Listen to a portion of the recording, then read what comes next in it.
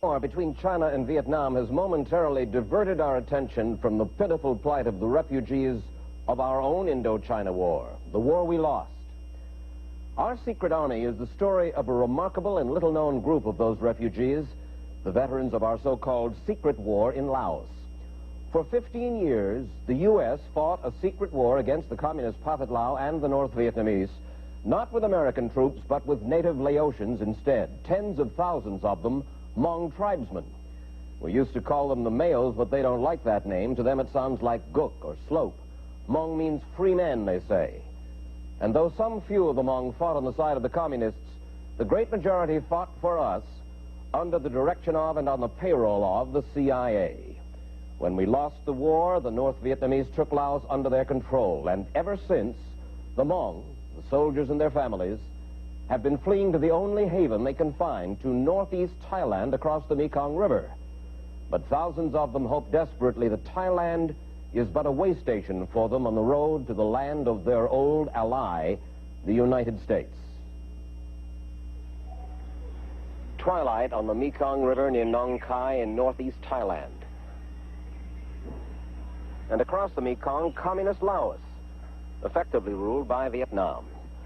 At this moment, just beyond those river banks, there are scores of Laotians, men, women, and children, planning their escape, planning to slip into that river tonight aboard logs or makeshift rafts, or even with lengths of bamboo underneath their arms like water wings, to make their break to freedom, either tonight or tomorrow night or the next.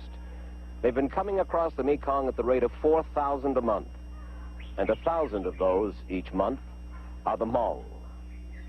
In fact, that very night, 50 miles upriver, a group of 170 Hmong refugees came across the Mekong. We found them by chance the next day, men, women, and children, camped in front of the local police station. How many? Our companion and guide was Edgar Pop Buell, an old Laotian hand who worked with the Hmong for the U.S. government. How long had they been walking before they came across the Mekong? 20 days. 20 days walking. Why did they come? The leader of the group told us they had been driven from their villages by Vietnamese and Pathet Lao troops, their crops destroyed, their homes burned. And they said they had also been hit from the air by a strange chemical, either powder or gas. Airplanes did drop gas on these villages? Many of them had felt dizziness, sore eyes and throats, nausea and diarrhea, and worse. Did anybody die as a result of that? 6 people. 6 of them had been killed. And they said there were 400 more from their villages waiting at that moment on the other side of the river for a chance to cross. The Thai Police Detention Center at Nong Khai, where we met hundreds more Hmong who had in recent days crossed the Mekong. This group started out with 93 people.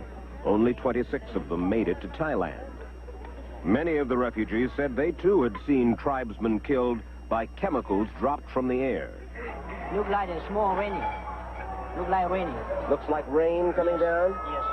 Was anybody hurt? Did anybody get dizzy or vomit or die? 20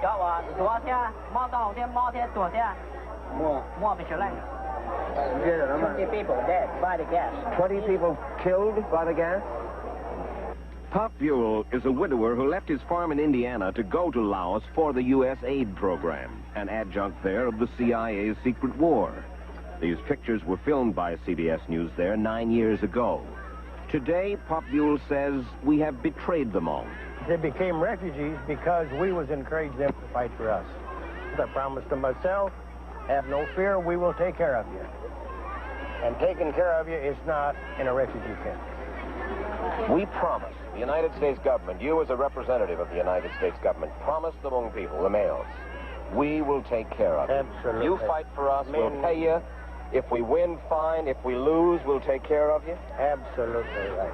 And I think they still have that faith in us. Who are these people, the Hmong, and what debt, if any, does the United States owe them? Hmong tribesmen meeting recently at a refugee camp in Thailand. Just a few years ago, many of these same men were officers in the secret army. They were valiant, resilient, dependable fighters on the side of the United States in the Indochina War. Under terms of the Geneva Agreement of 1962, all foreign powers agreed to pull their troops and military advisors out of Laos. But both sides ignored that agreement. And President Kennedy ordered the CIA to recruit the Hmong. The CIA would provide arms, training, salaries. Hmong General Vang Pao would provide the troops and, of course, the casualties. Tens of thousands of Hmong took up arms, men, women, even children, some of them as young as 10. We used these men to fight for us. American soldiers didn't fight because these fellows were fighting in their place. Every one of them that died, that was an American back home that didn't die, or one that was injured or wasn't injured. Somebody in nearly every family was either fighting or died fighting. At the height of the secret war, the CIA base at Long Chen reportedly had one of the busiest airports in the world. Hmong, Lao, and CIA pilots flew thousands of dangerous rescue and ground support missions. Half the Hmong pilots were killed in action. Hmong soldiers ran spy missions deep inside enemy territory, even entering China to tap telephone lines there for the CIA. CIA personnel and Pop Buell told us they were ordered to keep the Hmong in combat, even though Americans on the spot realized it was a lost cause. We kept these guys fighting for us. That's right. Even after you and a lot of others thought it was pointless. That's right. By the time the U.S. finally pulled out in 1975, the Hmong had been decimated. Out of their total population in Laos of no more than 350,000, 10,000 had been killed, tens of thousands more wounded. Their casualty rate was 100 times higher than that of the United States in Vietnam. But though the Indochina War has ended for us, for them it still continues. State Department officer Lionel Rosenblatt directs the American refugee effort in Thailand. I asked him why the ferocious communist attacks on the Hmong, even as they leave. Why kill them on the way out? We can only theorize that there is a real fear on the part of the authorities in Laos and the North Vietnamese that the Hmong will come back to fight another day. They have a distinguished record of fighting. There is a long history of animosity between the Hmong and the Vietnamese. Is there any revenge involved because they worked for CIA, because they worked for the United States government? I would assume there's a great deal of that having worked for almost 15 years for the United States, that these people are still seen very much as our accessories. What happened during the war in Laos was that the North Vietnamese were stalled very effectively by the Hmong, and that war is now continuing. The full strength of the North Vietnamese army is being brought to bear against the Hmong in their village areas in Laos. You get more of an idea of how rugged has been the Hmong's escape from Laos at the hospital in the United Nations refugee camp at Nong Khai. Levi Roque, a Philippine doctor who works for the International Rescue Committee, told us what a toll the escape had taken on his patients. Pneumonia and malnutrition case. And this is a case of malnutrition also with pneumonia. And this is pneumonia also. And that patient is suffering from severe malnutrition, dysentery, and pneumonia. You can see skin and bones. The doctor told us about this woman, widow of a man who had fought in the secret army for more than a decade. She was coming across the river with 5 of her children. 4 of them were shot and killed. She was shot in the leg, and her remaining son escaped with a bullet wound in the back. Do you get many gunshot wounds here in the hospital, people who are shot at as they leave Laos? Yes, many. What's the matter? This is a case of 3 diagnoses: acute gastroenteritis, pneumonia, and severe malnutrition. And she's the mother? Yes, she's the mother. She and her family came across the river. Yes. When they cross the river or swim, the water is really very cold. It is cold. Yeah. So that's one of the main factors also that cause pneumonia also. And without food, escaping, walking so many weeks without food also.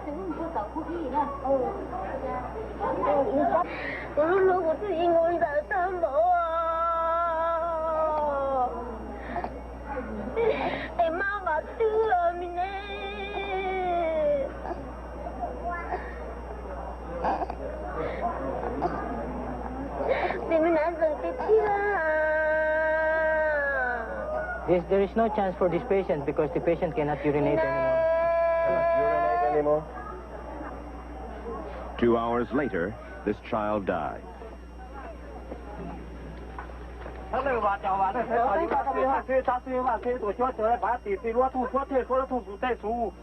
Yet another refugee camp in northeast Thailand and another kind of treatment.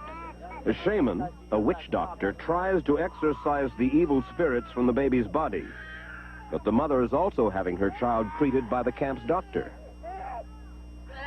Like her, most of the Hmong find themselves trapped between two worlds, the old and the new. Most of them realize they will never go back to their traditional life in the highlands of Laos.